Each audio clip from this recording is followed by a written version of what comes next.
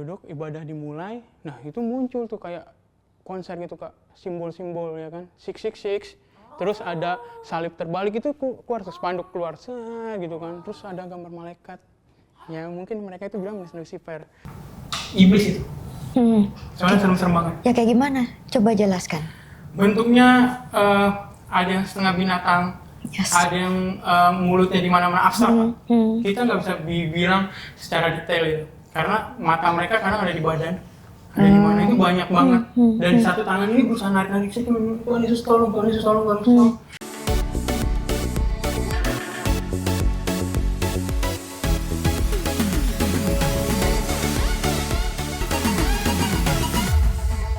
Selamat datang lagi di Atla Ministry Podcast. Hari ini kita kedatangan tamu yang sangat spesial. Dia adalah dulunya mantan penganut gereja setan. So, siapa namanya bro? Kalau dikenalin, sebelumnya saya bersama teman-teman saya yang cantik luar biasa ini dan juga... Ya, salam kenal. Perkenalkan nama saya Rizky atau dipanggil Sky juga boleh. Oh, Sky. Rizky Sky. Keren loh. RISKY soalnya. Iya, benar ya. Wow. Iya. Halo Sky. Halo. Satu kehormatan bisa didatangi oleh Sky. Terima kasih juga Kak, satu kehormatan juga bisa datang ke tempat ini. Terima kasih. Makasih. Jadi gimana nih Sky ceritanya? Kenapa bisa jadi dari yang melayani Tuhan banget, cinta Tuhan banget, bisa meleset nyarinya setan? Sebenarnya aku kilas balik dari awal dulu kali kayak, karena pada mulanya itu saya adalah pelayan Tuhan yang gimana kecintaan banget gitu sama Tuhan. Saking cintanya tuh semua pelayanan saya ambil gitu kan. Dari yang namanya pembuat warta segala macam sampai ke pelayanan mimbar itu. Saya sangat senang sekali untuk melayani Tuhan dan itu jadi satu kebanggaan juga buat saya karena dulu tuh ngerasanya kalau udah pelayanan Tuhan tuh keren banget gitu. Udah pasti kan wah keren banget udah gitu. Satu kehormatan bisa melayani Tuhan kita gitu padahal kita bukan siapa-siapa gitu kan. Dan di mana di tahun 2018 itu Kak, awal saya kejatuh dan benar-benar berbalik arah yang darinya cinta sama Tuhan sampai benci sama Tuhan. Dulu gara-gara emang basicnya saya dilahirkan di keluarga yang bisa dibilang kurang begitu baik karena papa saya sendiri punya hobi itu yang cukup lumayan luar biasa Kak, yaitu hobinya judi.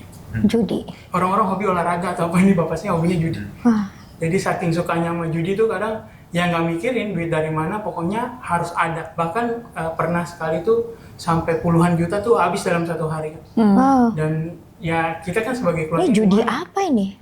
Judi, semua judi Kak di Pak ini. Judi Jadi online. ada judi ayam, judi bola, judi Online pokoknya enggak. Oh enggak. Dia itu yang Kayaknya ayam tipe-tipe beneran offline. sih ya. Oh enggak. Dia emang terkenalnya tiba-tiba offline. Jadi ada di mana-mana pasti ada apa judi kartu, ada apa pasti ada papa saya di situ. Oke. Jadi dia tahu lokasi-lokasi ada ini. Saya juga sempat nganterin juga dan yang saya sesalin tuh karena judi itu semakin hari semakin membuat keluarga kita hancur gitu. Pastilah. Iya, karena Ya. semua yang kita punya yang tadinya mohon maaf gitu kayak kita suatu kebanggaan banget, puji Tuhan banget, diberkati Tuhan kita punya mobil, ya kan, kita punya kendaraan, itu habis semua Kak. Sampai rumah satu habis gara-gara judi. Wow. Dan di situ Ini nggak ada yang mau stopin bapaknya, nggak ada yang coba untuk itu Kak, Susah ya? penyesalan saya itu pas kalau waktu bisa diputar saya mau memberhentikan, tapi kita nggak bisa karena kalau setiap kita ngomong selalu dibantah. Lu anak kecil bisa apa? Ya. Kamu tuh anak kecil bisa apa? Lu bisa bantu orang tua nggak udah diem aja. Ya kan, taunya gitu. Kadang ya dibilang menang juga nggak terlalu banyak, menangnya paling sekitar 2 juta gitu. Nggak berbanding lah sama kalahnya. Yang kalah sampai habis-habisan harta kita dan sampai di mana di bulan Juli itu Kak, padahal kalau boleh kilas balik saya lagi ada pelayanan untuk youth camp. Di tempat saya itu saya kebetulan jadi singer. Itu kan satu kehormatan juga buat saya dan itu udah latihan beberapa kali dan sampailah di mana papa saya itu pulang dari rumah tetangga dan ngelihat ayam kesayangannya yang harganya cukup lumayan mahal Mbak. Itu ditaruh yang biasanya tuh nggak kenapa-napa tiba-tiba mati. Pada hari itu mati, dia marah-marah bawa ayam matinya itu, langsung ayam mati itu dilempar ke mama. Karena papa saya juga terkenal kasar gitu sama. Jadi kalau dibilang itu kita ya sering makan lah. Papa sih juga terkenal premanisme juga. Iya kan, jadi berani gitu. Jangan kan sama anak, sama papanya sendiri, mamanya sendiri aja berani dia gitu. Jadi nggak ada yang ditakutin sama papa saya. Pas apa itu, ya kan, disitulah terjadi kita keributan Kak. Ribut, ya kan, saya berusaha nolongin mama saya cekek papa saya. Saya cekek papa saya dan kakak saya melerai saya tuh, saya diambil ayam mati itu ditimpuk ke saya gitu. Bos kan, jadi kelepas papa saya masuk ke kamar, dia ngambil samurai. Dia itu mau membunuh kita semua di situ. Iya. Dan terkenalnya lagi kayak papa saya kalau udah marah, tetangga tuh semuanya tutup pintu. Ada yang berani. Bahkan RT sendiri aja nggak berani kalau udah papa saya marah. Udah pasti dia angkat tangan. Udah biarin lah gimana. Nah dari situ kita udah berusaha, ayo kita keluar gitu kan, karena takut kan. Udah ngeluarin samurai itu udah bener-bener mau dibacok kita semua. Kakak saya juga sendiri sampai dia ngambil alat kayak ada bambu itu buat nangkis-nangkisin papa udah begini aja. Padahal papa saya ditolong sama dia gitu. Kalau nggak itu ya lewat mungkin. Dan setelah itu kita nggak bisa nih pulang begini, ya kan. Saya coba ajak mama saya sama adik saya untuk kita ayo dah mah. Ada satu gedung di mana itu sekretariat kepemudaan Kak. Saya juga aktif juga di pemuda di situ di kelurahan setempat. Jadi ya udah, nih ada di sini mah ada kasur juga, ya udah kita menginap dulu di sini beberapa hari lah gitu. Biasanya kan emang kalau papa itu dia marah, tapi nanti beberapa hari dia bisa berubah jadi baik gitu. Ya kan, pada saat itu aja. Selalu kayak begitu Selalu atau? begitu, di saat dia marah ya kan, kita pergi kabur, nanti dia nyamperin, dia ngebujuk, mama ayo kita ini, ntar kita beli ini. Jadi mama saya tuh sebenarnya jadi panutan saya juga, karena dia orang yang sabar, yang nggak dikata orang udah tinggalin aja, tapi mama saya nggak mau, tetap setia sama papa saya, mendampingi papa saya, mendoakan papa saya. Dan sampai di mana ya hari itu terjadi, ya kan, dan kakak saya dia karena udah besar dia nginep di rumah temennya, dan mama saya sama adik saya ikut saya bilang mah udah di sini dulu. Dan di saat itu kak saya merenungi dan saya menyesali kenapa nggak yang tadi kakak bilang gitu, kenapa nggak dicegah. Dan di situ saya emang memikirkan itu Kak, saya merasa kayak Tuhan, saya tuh setiap hari bisa ada buat Tuhan gitu. Tapi kenapa Tuhan bikin keluarga saya seperti ini? Saya kurang apa sih Tuhan? Kadang pelayanan aja seminggu bisa 3 kali Kak. Ya kan, bukan saya perhitungan, tapi saya emang waktu itu bilang seperti itu. Ya kan? Sampai saat itu teman-teman saya tahu kejadian itu, teman-teman gereja saya, gereja awal saya. Mereka mencoba untuk, ayolah, ini kita ngobrol gitu. Ya kan, masa lalu gini, gue bisa bantu gini-gini. Saya nggak mau. Saya udah benar-benar kecewa sama Tuhan, langsung saya kecewa sama gereja saya. Ini langsung kecewa saat itu? Pas lagi ngomel-ngomel langsung kecewa saat langsung itu? Pas kita pindah di tempat itu, saya merenungkan diri, ya kan, sementara mama di kamar, dia nangis-nangis. Di situ saya udah menyalahkan Tuhan. Dan yang parahnya lagi, saya sampai update awal ketemu saya sama si satanik itu, gara-gara saya update di satu media sosial. Jadi saya meluapkan kekecewaan saya kepada Tuhan. Saya kata-katain ke Tuhan itu. Ya kan, yang tadinya di media sosial saya itu selalu terpancar di pada pelayanan saya tuh. Saya sangat suka tuh kalau lagi pelayanan saya update gitu. Ya kan, saya lagi main drum, saya lagi main bass. Kayak IG story lah ya, ngomong Semuanya kasarnya kamu bisa ya. main, hebat. Hebat ya. Puji Tuhan itu Kak, lagi main banner ya kan. Terus lagi pelayanan multimedia segala macam. Ya seneng gitu, karena yes, ini kesukaan saya gitu. Dan saya pengen nunjukin ke orang-orang, nih ya kan, melayani Tuhan tuh enak gitu. Dan di situ di hari itu benar-benar kebalik Kak. Langsung berubah begitu Langsung berubah saja. drastis, dan banyak orang yang mempertanyakan kenapa. Ya kan, kamu kenapa? Ada yang ngasih tahu saya gini nih, udah saya hapus-hapusin. Yang mereka soker sama saya hapus-hapusin. Sampai tiba di mana di hari ketiga. Di hari ketiga itu, ya kan, papa saya datang jemput mama saya. Dengan mama saya kan orangnya kayak ya udahlah gitu. Dia udah baik dan dia pulang ngajak adik saya. Saya diajak pulang, saya nggak mau. Saya mencoba bertahan di situ selama 7 hari. Dan di hari ketiga itu ada yang DM saya Kak, Messenger. Jadi dibilang teman saya itu dulu sekolah itu dibilang, mohon maaf ya, Kristen yang dalam konotasi itu brengsek gitu, atau yang kurang baik lah. Ya kan, Kristen KTP lah bisa dibilang. Karena dia suka banget itu kalau ngejokes itu suka ngata-ngatain Tuhan gitu. Tuhan Yesus beginilah, Tuhan Yesus cara berpakaiannya gini, Tuhan Yesus gitu. Dia sangat senang gitu. Dan yang buat saya kaget tuh dia nge-DM saya dengan kata Shalom. Wih. Ya kan? Dengar kata Shalom aja udah kaget banget, karena Shalom itu kan damai sejahtera. Terus saya mikir, ini anak bercanda apa gimana nih, ya kan? dia kok bisa gitu bahasa Shalom tuh tahu. Ya udah, saya balas Shalom. Terus dia nanya, kenapa bro gitu. Wih, keren banget nih orang ya kan. Terus tiba-tiba saya kejelasin yang gini karena saya kan penasaran gitu kayak ini anak udah beneran berubah atau cuma sekedar gitu. Ternyata bener, dia ngasih saya ayat apa itu. Ya kan, hormatilah ayah dan ibumu. Wih, saya lebih kaget lagi. Kok bisa? Iya, ya orang, lu kayaknya lu nggak kayak gini lah gitu kan, posisinya lu nggak gini. Jobro-boro bahasa apa firman Tuhan, lu ngomong Tuhan Yesus aja kadang dipleset-plesetin kan, kadang ya di lu cemooh-cemooh gitu. Dan kaget, dan saya bikin penasaran tuh siapa sih di balik nih anak nih, gereja di mana sih gitu. Itu timbul pertanyaan-pertanyaan di dalam otak saya gitu. Beliau tuh ngajakin saya ketemu waktu itu. Ya bener-bener rasa kayak ya udah ayo gitu, nggak saya tolak lagi. Terus dia emang kebetulan juga mau ngajak pendetanya. Terus tiba-tiba pendetanya datang dengan look ya Eropa banget. Kata saya dalam hati siapa? Saya nggak bisa bahasa Inggris. Bisa yes no. Bisa dia datang nanti dia ngomong ceramah saya yes no. Ternyata yang tadi kakak bilang fasih banget bahasa Indonesianya. Dia yang bikin teman saya berubah. Pantasan karena saya aja ngobrol sama dia nyaman gitu. Langsung klop kayak oh ya udah nanti di saat pas pulangnya juga saya masih tukar-tukaran nomor WhatsApp.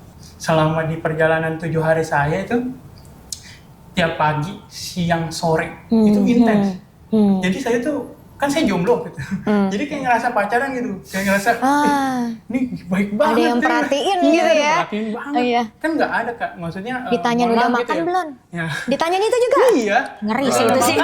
Jangan lupa doa. Ya kan sebelum makan jangan lupa doa. Jangan lupa doain orang tua kamu. Mohon maaf gitu selama ini yang kita tahu gitu pendeta mana ada yang scare. Maksudnya Yes. ya mungkin ada gitu, cuman nggak banyak lah. Kalau pendeta ini dia benar-benar nunjukin kalau nih gue ada nih. Saya itu lagi chatting-chattingan terus diajak lah sama dia. Kamu mau nggak datang ke gereja saya gitu. Oh ya udah Kak, Pak Pendeta saya akan datang gitu kan. Setelah saya datang itu, yang saya kaget lagi, saya disambut. Cuman yang anehnya lagi Kak, ini yang aneh, pas saya masuk ke dalam, saya ditahan. Semua alat komunikasi nggak boleh dibawa masuk. Wih, saya bilang, ini gereja mantep nih.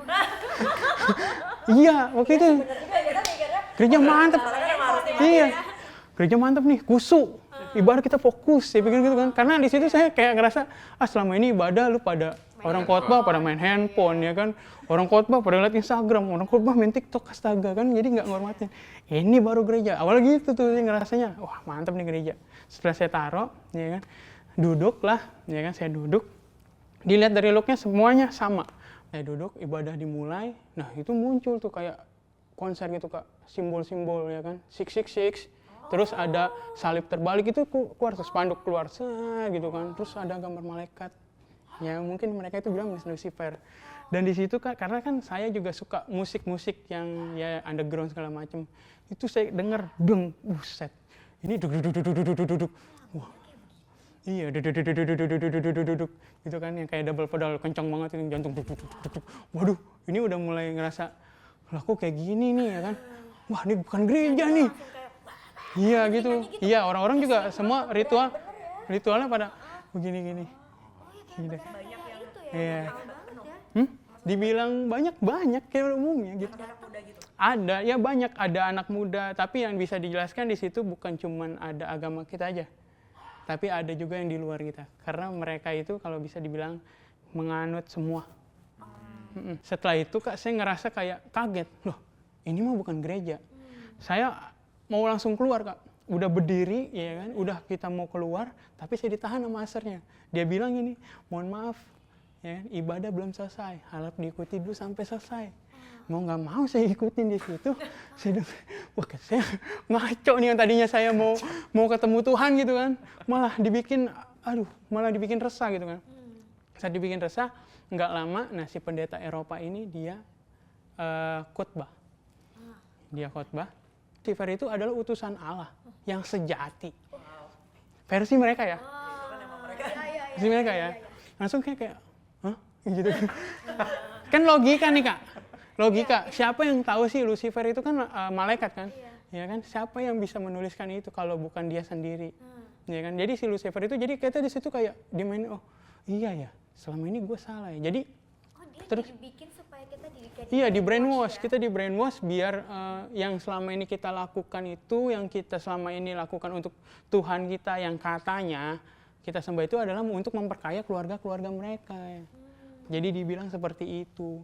Jadi nggak ada tuh yang namanya Allah mengasih karunia ini nggak ada. Yang benar itu adalah Lucifer itu adalah utusan Allah. Dan mereka bilang surga ini, bumi ini, dunia ini adalah surga kita.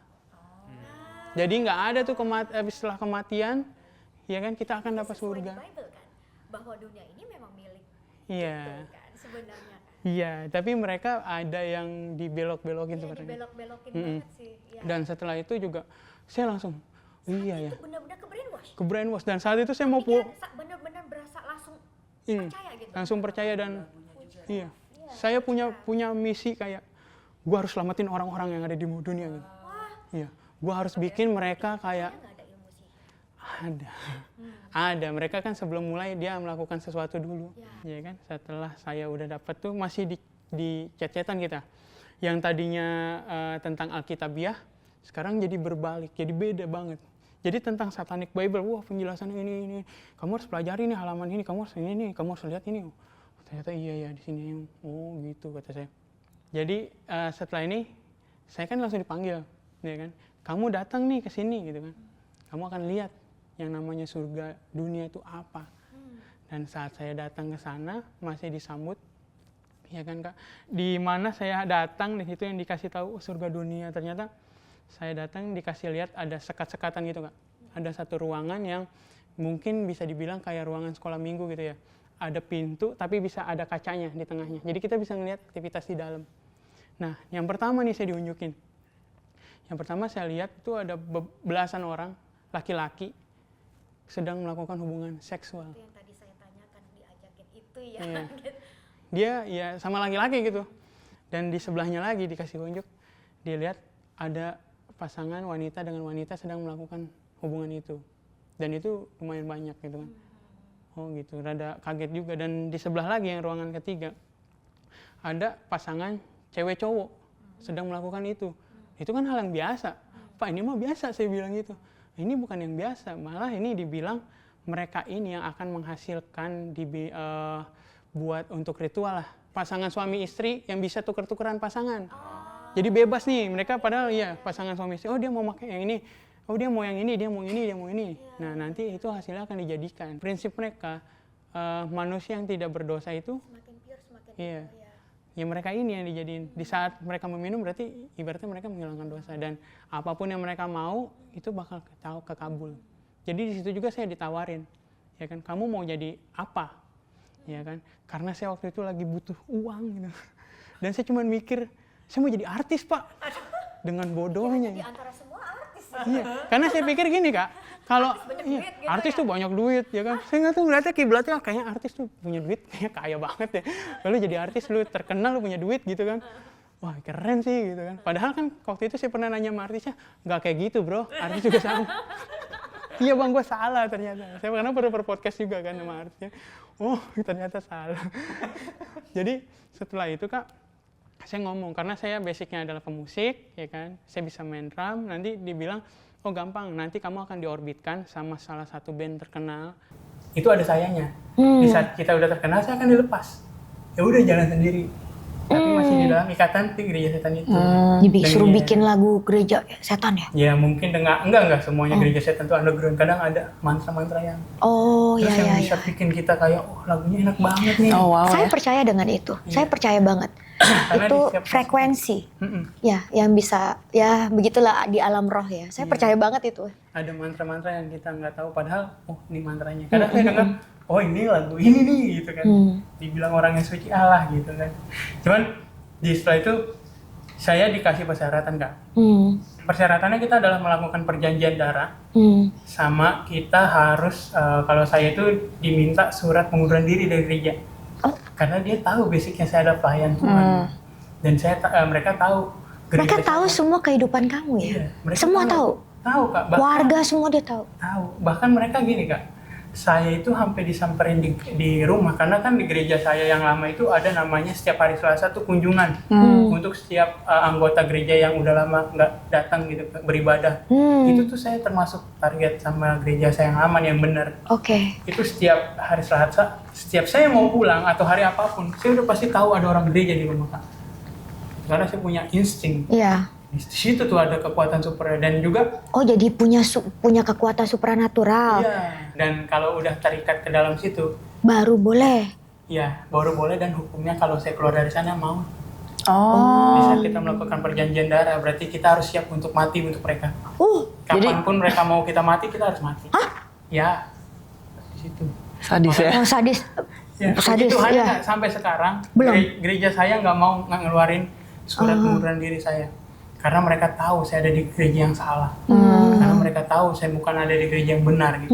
Bahkan saya sendiri aja nggak berani, Kak, untuk ketemu sama orang-orang gereja saya paling takut, karena nggak tahu kenapa saya takut banget. Dan di saat itu, ya kan, saya datang ke gereja itu kembali dan saya merasa kayak sedih ke gereja setan ini, kayak sedih, kayak galau gitu, terus cuma bisa ngeliatin, harusnya gue di situ tuh, harusnya gue jadi kaya nih, harusnya orang tua gue gini, gue punya mobil begini, saya gitu ngomongin saya.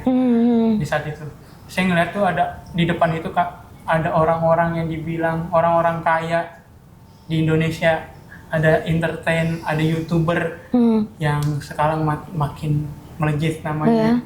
Terus ada beberapa, Ada di gereja setan Maksudnya di itu. gereja setan itu? iya, Kayak acara PDD ya.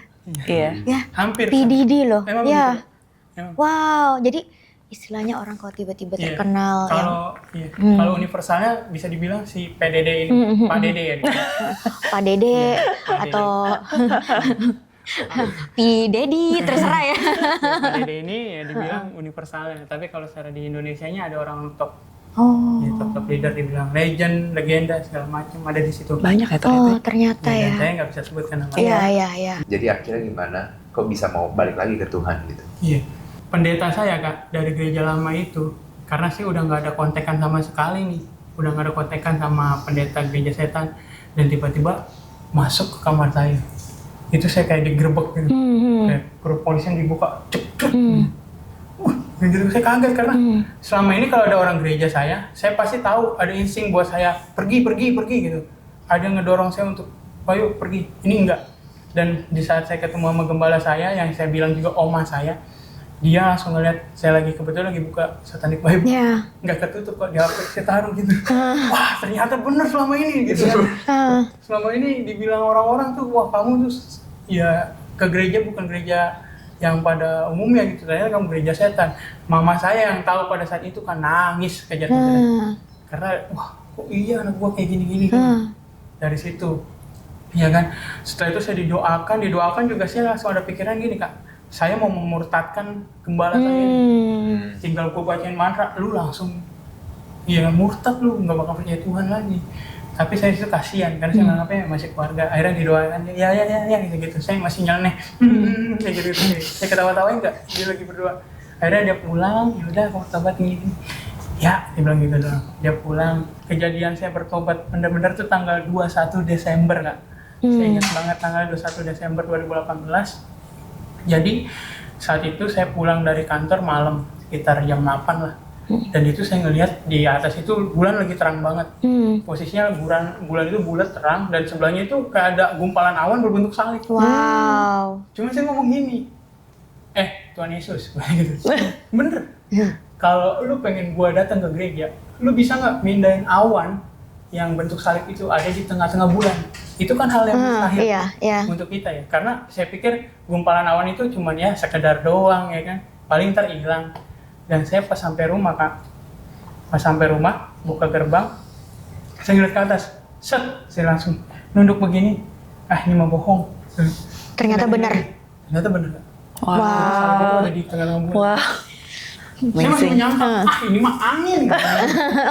Gitu. Ini mah angin. Terus saya masuk ke dalam kamar saya, dan saya, bete gitu kan. Mau coba buka laptop, kayak ada file audio, cuman nggak jelas. Ini takutnya antara lagu atau video yang nggak jelas juga. Saya coba pakai earphone, saya dengerin, ternyata itu lagunya The Creed. This is I Believe. Langsung I believe in God, Father. Wah, Di situ air mata saya langsung turun. Wow. Saya masih menyangkal Kak, ini kenapa? Ini kenapa? Bener kayak masih kayak kenapa gitu? Nggak percaya, langsung lah tutup laptop. Ya. Saya dengar ada wanita yang nangis. Itu yang bikin saya kaget. Ini apa nih jam segini? Karena kan yang saya tahu mama itu bangunnya biasanya jam 4, kan dia ke pasar. Kalau nggak jam 3 emang udah di pasar. Saya takutnya itu bukan mama. Jadi, ada nangis, saya makin deketin. Saya intip kan, ternyata mama saya lagi nangis. Dia lagi posisinya lagi sujud berdoa. Dan saya dengar di dalam doanya tuh ada dia meminta kalau pengen saya balik lagi ke gereja. Wow. Dan itu yang bikin saya nggak tega. Dari di situ kayak ya udah deh, gua anterin aja. Dengan niatan anterin nggak, belum pada pertobatan di situ. Saya memutuskan untuk ke gereja kembali. Di saat ke gereja kembali, nggak segampang orang yang kira, lu langsung ke gereja langsung bisa. Tapi saya nggak. Saya bahkan nggak bisa ngomong Tuhan Yesus baik, mengangkat tangan pun saya nggak bisa. Makanya sekarang kalau saya datang ke manapun, saya bilang Tuhan Yesus baik itu udah seneng banget. Karena pas saat itu saya ngomong Tuhan Yesus baik, nanti Wow. nggak bisa. Nggak. Dan nggak bisa begini. Ya. Keanehan di dalam tubuh saya, dan saya bilang sama pendeta saya, Pak, sama gembala saya minta tolong, nih kayaknya ada yang aneh gitu. Oh ya udah, nih kamu coba dengerin lagu gereja, kamu baca Alkitab. Itu mungkin hal yang mudah gitu kan. Oh cuma denger lagu gereja, baca. Nggak gampang. Tapi selama saya dalam pertobatan itu Kak, itu sekitar hampir 6 bulan juga. Jadi saya itu baca Alkitab awal-awal nggak ada. Nggak ada tulisannya. Blank. Iya. Hebat lo bisa dibikin Putih. kayak gitu. Iya. Wow. Dibikin Kaget kan? benar-benar dibikin buta ya orang kalau hidup dalam kegelapan ya. Saya kaget. Saya sampai nanya ke koko Sampai saya, dibikin kayak gitu, amazing. sampai nanya ke adik saya, ada bacanya? Ada. Kok gua nggak ada ya? Nggak ada gitu. Masih kaget. Ya udah. Lalu coba dengerin lagu gereja deh. Dengerin lagu gereja apa? Rasanya udah kayak ada nusuk. Tapi nusuknya kayak pakai pelan-pelan gitu. Sakit Silat-silat banget. gitu ya. Silat. Itu berjalan terus Kak, selama beberapa bulan. Ngomong Tuhan Yesus baik nggak bisa, ngangkat tangan nggak bisa. Bahkan pernah satu kejadian saya dengerin lagu gereja untuk masa itu, keluar darah dari mulut saya. Saya langsung lari ke kamar mandi, sini saya darah semua. Wow. Dari situ, dan sampailah tiba Kayak di mana disambat ya. saya udah bisa ngomong Tuhan Yesus baik selama 6 bulan ya kan, dengan mengeja, ngomong dalam nama Tuhan Yesus. Terus saya sudah bisa dengarkan lagu gereja. Saya kan di mana itu melakukan namanya pelepasan, ya kan. Sampai tiba di pelepasan itu, jadi mereka berbentuk bulat ini Kak. Jadi pendeta saya, ada pengerja juga, di situ ada pendeta muda. Nah saya di tengah-tengah. Itu baru satu genjrengan gitar, jing, yang tadinya saya ngerasa di gereja gelap Pak. Bener-bener, ini gua di mana gitu kan? Kaget. Bener-bener nggak ngerasain apa yang dirasain gitu. Nggak tahu kayak gimana. Tahu-tahu udah gelap, terus saya cuma ngomong, Tuhan tolong, Tuhan Yesus tolong. Saya cuma gitu. Saya sampai kebingungan gitu. Saya lari kemana-mana, nggak ketemu jalan, kayak ngerasa, ya udah gelap banget. Benar-benar jadi lost, buta dan semua ya. Puji Tuhan itu saya melihat satu cahaya terang. Satu cahaya terang itu di depan. Di depan itu kayak begini kan. Dan itu memang saya rasa, saya pegang itu, saya gapai gitu. Cuman nggak segampang itu Pak. Sebelah sini saya ditarik. Terus tarik-tarikan. Dan saya lihat, iblis itu. Soalnya serem-serem banget. Ya kayak gimana? Coba jelaskan. Bentuknya ada yang setengah binatang, ada yang mulutnya di mana-mana abstrak. Kita nggak bisa bilang secara detail itu, karena mata mereka kadang ada di badan, ada di mana itu banyak banget. Dan satu tangan ini berusaha narik-narik saya, Tuhan Yesus tolong. Sampai di mana saya ketarik gitu kan. Terus ketarik saya ada ngelihat kayak ini taman bagus banget. Kayak ada taman bagus, terus ada bentuk bangku gitu. Tengah-tengahnya itu ada orang Dia bercahaya kesaksian, banget. kita yang mau nangis. Iya. Tengah-tengahnya itu bercahaya banget Kak. Jadi saya bilang, saya percaya ini Tuhan Yesus. Karena di bangku itu semuanya ada keluarga saya. Keluarga saya yang ada dari oma saya yang udah nggak ada, itu sampai papa saya ada di situ. Dan dia orang yang percaya itu bilang, duduk sini, ini tersedia buat kamu. Saya duduk. Di saat saya duduk saya merasa kayak, ya udah, gue udah mati. Berarti gue udah nggak ada di dunia. Gue duduk, saya coba merem. saya melek lagi, ternyata saya di gereja. Saya pas di gereja, langsung saya bilang, saya maafin orang tua saya maafin papa saya. Tuhan Yesus baik, saya dipeluk, peluk keras sama gembala saya. Dan saat itu Kak, saya nanya kejadian apa yang saya alami di situ. Katanya saya ngamuk, ngamuk-ngamuknya. Oh itu nggak sadar saat itu Nggak ya? sadar, saya nggak tahu. Itu saya ngerasain cuman saya sakit. Dan dari situ saya bersyukur sama Tuhan, saya ada sampai saat ini bukan Amin. karena kuat dan gagah saya, Ya. tapi karena Tuhan Amin. Yesus yang menolong saya. Thank you buat kesaksian yang luar biasa. Oke, thank you guys. Mungkin kalau ada yang mau didoakan bisa chat di bawah ini dan jangan lupa komen, likes, and subscribe. Dan sampai jumpa di podcast selanjutnya. Thank you, bye bye.